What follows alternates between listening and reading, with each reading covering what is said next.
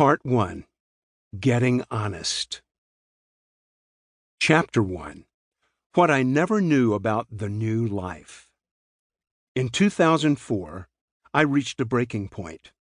Our church had grown from 350 people to over 10,000 in just 12 years. We were building buildings and adding staff, plus the number of requests for me to teach and lead outside our church was increasing. On the outside, most would have considered us a thriving church and me a successful pastor, and by all accounts, it looked that way. But I was miserable. The demands on my life exceeded my ability to keep up, and I was tethered to so many people and so many obligations that I felt suffocated. One day things finally caught up with me, and I needed out. Although rain poured outside, I took my canoe to a local lake and paddled out to the middle.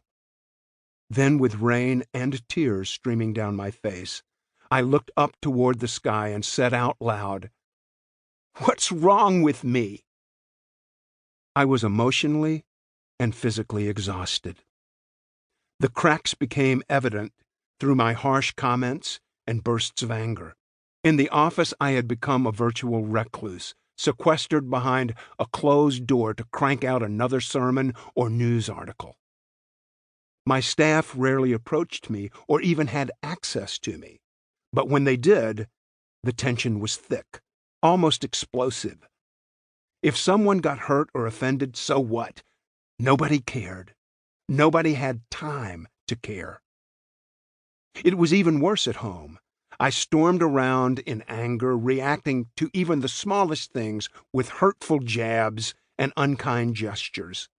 The kids learned to stay clear and quietly wondered to my wife, "What's wrong with Dad?" Between Lori and me, there was plenty of yelling and tears, followed by days of the cold shoulder and staying out of each other's way. But frankly, I was blind to my problems and didn't understand why I felt or reacted the way I did. I excused my behavior because I truly believed I was doing what God wanted. And that was true. I was doing what God had led me to do. Only I was doing too much of it.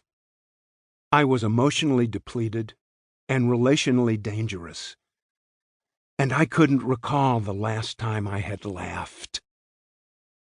What I didn't know was that my church board was having serious, behind-the-scenes conversations about my future.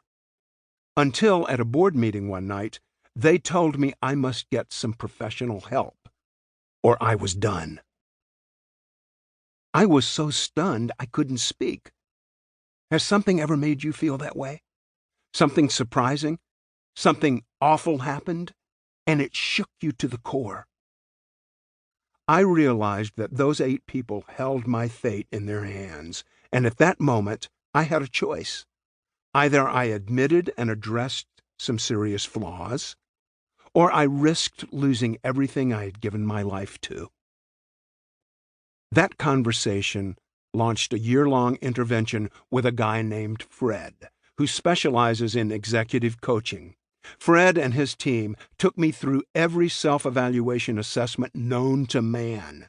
They interviewed all my family members, most of my staff, and all my closest friends using 60 questions that asked, "What's good about Bob?" and "What's bad about Bob?" Those they interviewed held nothing back, and some even used the opportunity to thrust and twist the dagger in as deep as they could. At the end, every comment was recorded in a 200-page document and read back to me by Fred and his assistant over a 2-day lockdown. Those were the most painful 2 days of my life. It was also the first time I'd received any sort of in-depth professional insight into my behavior patterns, and I know now that it saved me.